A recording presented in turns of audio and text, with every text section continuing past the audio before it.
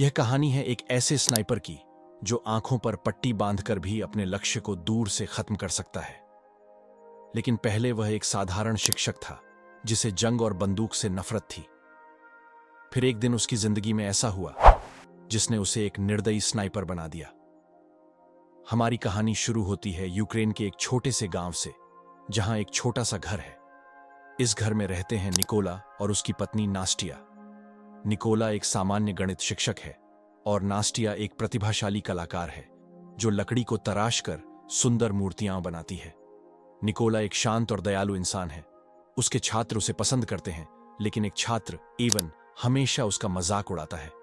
Even अमीर परिवार से है जबकि निकोला गरीब है, इसलिए इवन उसके कपड़े और लुक्स का मजाक उड़ाता है। निकोला की जिंदगी सरल और शांतिपूर्ण है। घर में कोई इलेक्ट्रॉनिक सामान नहीं है, इसलिए उसे दुनिया की खबरें नहीं मिल पाती। एक दिन स्कूल जाते समय निकोला दो सैनिकों को देखता है जो अजीब वर्दी पहने हुए हैं। उसे लगता है शायद सरकार ने वर्दी बदल दी है। लेकिन जब वह स्कूल पहुंचता है तो स्कूल पूरी तरह खाली है। टीवी पर खबर आती है कि रूस ने यूक्रेन पर हमला कर दिया है और सैनिक देश में घुस चुके हैं। शाम को घर लौटते समय निकोला को पता चलता है कि नास्टिया गर्भवती है। वह खुशी से झूम उठता है, लेकिन जैसे ही वह घर पहुंचता है वह देखता है कि रूसी सैनिक उसकी पत्नी नास्टिया को मार रहे हैं। निकोला अपनी पत्नी को बचाने की कोशिश करता है, लेकिन असफल हो जाता है। नास्टिया की मौत हो जाती है। निकोला पूरी तरह टूट जाता है। उसका घर, उसका आने वाला बच्चा, सब कुछ तबाह हो गया। निकोला का गुस्सा और दर्द उसे बदला लेने के लिए मजबूर करता है। दो यूक्रेनी सैनिक उसके पास आते हैं और निकोला उनसे निवेदन करता है, कृपया मुझे अपने साथ ले चलो, मैं भी सेना में शामिल होना चाहता हूं। सैनिक उसे सेना के बेस पर ले जाते हैं। निकोला अपनी पत्नी के द्वारा बनाई गई मूर्ति को अपने साथ रखता है, जो उसकी याद और प्रेरणा का प्रतीक बन जाती है। बेस पर पहुंचते ही निकोला को सीनियर अधिकारी से मिलवाया जाता है। अधिकारी शुरू में उसे भर्ती करने से मना कर देते हैं, लेकिन जब निकोला अपनी कहानी बताता है कैसे रूसी सैनिकों ने उसकी पत्नी को मारा और घर जला दिया, अधिकारी उसकी दृढ़ता से प्रभावित हो जाते हैं। निकोल की प्रशिक्षण शुरू होती है। शुरुआत में वह धीमा और अनुभवहीन है। बंदूक असेंबल करना, निशाना लगाना, सब उसके लिए नया है। लेकिन निकोला हार नहीं मानता। वह रात को भी अभ्यास करता है। एक चुनौती दी जाती है, 20 सेकंड में बंदूक असेंबल करनी है। निकोला अपनी आंखों पर पट्टी बांधकर केवल 18 सेकंड में यह काम कर देता है। सभी हैरान रह जाते हैं। यह पल दर्शकों को दिखाता है कि निकोला की दृढ़ता और कौशल उसे बाकी सैनिकों से अलग बनाती है। निकोल अपनी पत्नी की बनाई मूर्ति को हमेशा अपने पास रखता है। यह छोटा सा वस्तु उसकी प्रेरणा का प्रतीक बन जाता है, बदला, दृढ़ता और निष्ठा। निकोल की ट्रेनिंग शुरू होती है और शुरुआत में सब कुछ उसके लिए बहुत मुश्किल होता है। उसने पूरी जिंदगी गणित पढ़ाई है, बंदूक के बारे में कुछ नहीं जानता। सैनिकों के मुकाबले वह काफी स्लो है। जब सभी बंदूक असेंबल कर रहे हैं तो निकोल सबसे आखिरी होता है। कई लोग सोचते हैं कि वह कभी अच्छा सैनिक नहीं बन पाएगा, लेकिन निकोल हार नहीं मानता। वह रात में भी अकेले अभ्यास करता है, अपनी गलतियों को सुधारता है और हर दिन थोड़ा बेहतर बनता है। एक रात ट्रेनिंग के दौरान निकोल अपने सीनियर से कहता है कि उसे उसके नाम से न बुलाया जाए, उसका कोड नेम रेवन होना चाहिए। सभी सैनिक उस पर हंसते हैं। सीनियर बताता है कि कोड नेम आसानी से नहीं मिलता। एक सैनिक को देश के लिए बड़ा कारनामा करना पड़ता है। निकोल इसे नेगेटिव नहीं लेता और अधिक मेहनत करने लगता है। रात में वह अपने लक्ष्य निशाने और बंदूक असेंबलिंग की प्रैक्टिस करता है। अगले दिन सीनियर बताता है कि सेना में स्नाइपर की कमी है। सभी से पूछा जाता है कि कौन स्नाइपर बनना चाहता है। निकोल भी खड़ा होता है। बाकी सैनिक हंसते हैं क्योंकि वह अभी बंदूक भी ठीक से नहीं संभाल सकता। सीनियर कहता है, तुम अभी स्नाइपर बनने के लिए तैयार नहीं हो, तुम्हें खुद को साबित करना होगा। निकोल अपनी आंखों पर पट्टी बांधकर 20 सेकंड में बंदूक असेंबल करता है और केवल 18 सेकंड में यह काम पूरा कर देता है। सभी हैरान रह जाते हैं। अब निकोल को पुराने मॉडल की बंदूक दी जाती है, जबकि बाकी सैनिकों को नए मॉडर्न हथियार मिलते हैं। सीनियर कहता है कि अगर तुम्हें नया हथियार चाहिए तो तुम्हें खुद को साबित करना होगा। निकोल अपनी गणित की समझ का इस्तेमाल करके निशाने और दूरी का अनुमान लगाना सीखता है। स्नाइपर ट्रेनिंग में सैनिकों को निशाना केवल एक बार दिखाई जाता है और फिर उनकी आंखों को ढक दिया जाता है। इस दौरान उन्हें अंदाज लगाकर निशाना लगाना होता है। बाकी सैनिकों में से कुछ पास हो जाते हैं, लेकिन निकोल अपनी गणित और सोच का इस्तेमाल करके अपनी ट्रेनिंग पूरी करता है। फ्लेयर लाइट के नीचे निशाना लगाने का टेस्ट सबसे कठिन है। बाकी सैनिक फेल हो जाते हैं, लेकिन निकोल फ्लेयर की रोशनी में दूरी का अंदाज लगाकर परफेक्ट शॉट मार देता है। सीनियर और बाकी सैनिक उसके कौशल से बहुत प्रभावित होते हैं। यही पल उसे उसका कोडनेम रेवन दिलवाता है। कई दिनों की कड़ी मेहनत और ट्रेनिंग के बाद निकोल की टीम को पहली मिशन पर भेजा जाता है। कुछ रूसी सैनिकों ने चेकपोस्ट पर कब्जा कर लिया है।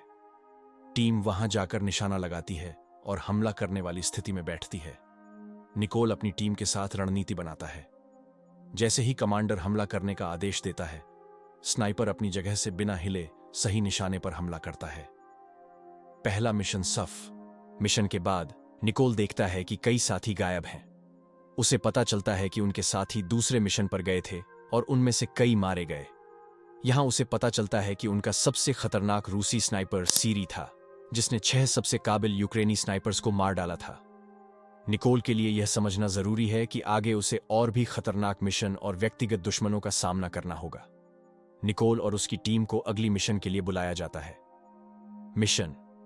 रूसियों का एक ग्रुप एक खास रास्ते से गुजरने वाला है। निकोल अपनी टीम के साथ जल्दी से लोकेशन पर पहुंचता है और पोजीशन ले लेता है।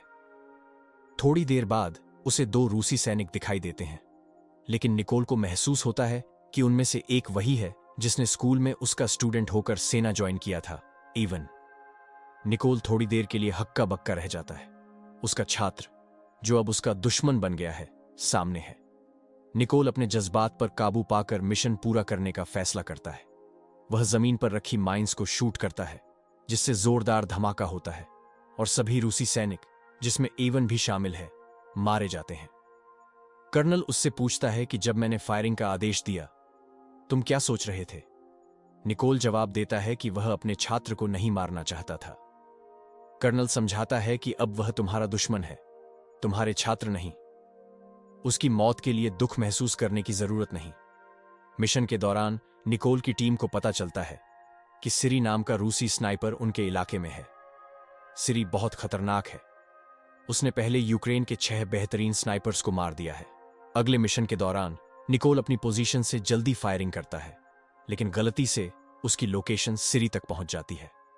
सिरी तुरंत हमला करता है और कर्नल को हेडशॉट मारकर मौके पर ही मौत दे देता है। निकोल समझ जाता है कि उसकी गलती से कर्नल की जान गई।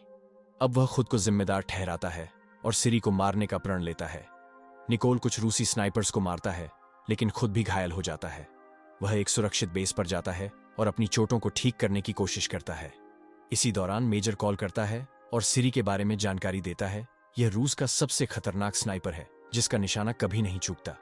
अब टीम सिरी को मारने के लिए योजना बनाती है। 2 टीम बनाकर अटैक किया जाएगा। पहली टीम सामने से रूसी सैनिकों पर हमला करेगी, दूसरी टीम पीछे से हमला करेगी। निकोल बिल्डिंग में घुसकर सिरी का सामना करेगा। सभी टीम मेंबर्स अपनी पोजीशन ले लेते हैं और निशाने पर बैठते हैं। निकोल चुपके से बिल्डिंग में प्रवेश करता है। वहां उसे 2 रूसी सैनिक दिखाई देते हैं। वह तुरंत उन दोनों को मारकर आगे बढ़ता है। फिर वह अपनी टीम को सिग्नल देता है। सिग्नल मिलते ही बाकी स्नाइपर्स रूसी सैनिकों को मार देते हैं। सिरी ऊपर छत पर आता है और देखता है कि उसके साथी मर चुके हैं। उसे एहसास होता है कि यूक्रेनी सैनिकों ने उसे चारों तरफ से घेर लिया है। निकोल एक छोटा स्टैच्यू देखता है, उसकी पत्नी का बना हुआ, और यह देखकर गुस्से और दर्द में सिरी पर हमला करता है। चाकू और ग्रेनेड का इस्तेमाल करते हुए निकोल सिरी और आखिरी रूसी स्नाइपर को मार देता है। थोड़ी देर बाद सिरी की बैकअप टीम पहुंचती है, लेकिन उन्हें पता नहीं कि सिरी और उसके साथ सभी स्नाइपर्स मारे जा चुके हैं। निकोल फोन उठाकर बैकअप टीम को चेतावनी देता है कि वे सभी मरने वाले हैं। ट्रक के ड्राइवर को मारने के बाद रूसी सैनिक ट्रक से बाहर कूदते हैं, लेकिन यूक्रेनी स्नाइपर्स ने उन पर घात लगाकर सभी को मार दिया। कुछ दिन बाद निकोल अपनी पत्नी की कब्र पर जाता है। उसने अपनी कसम पूरी कर दी है। उसने उन सभी को मार दिया जिन्होंने उसकी पत्नी और कर्नल को मारा। निकोल कसम खाता है कि वह आखिरी दम तक अपने देश की सेवा करता रहेगा। निकोल का अंतिम मिशन पूरा हो चुका है। उसने अपनी पत्नी और कर्नल के लिए बदला ले लिया, लेकिन दिल में अब भी खालीपन है। युद्ध की हिंसा और अपने खोए हुए प्यार की यादें उसे लगातार सताती हैं। निकोल अपनी पत्नी के बनाए स्टैच्यू को देखता है और उसे याद दिलाता है कि यही वजह है कि उसने कभी हार नहीं मानी। उसने कसम खाई थी कि वह आखिरी दम तक अपने देश और लोगों की सेवा करेगा। यदि आपको यह कहानी पसंद आई हो तो हमारे चैनल को सब्सक्राइब और वीडियो को लाइक करना न भूलें।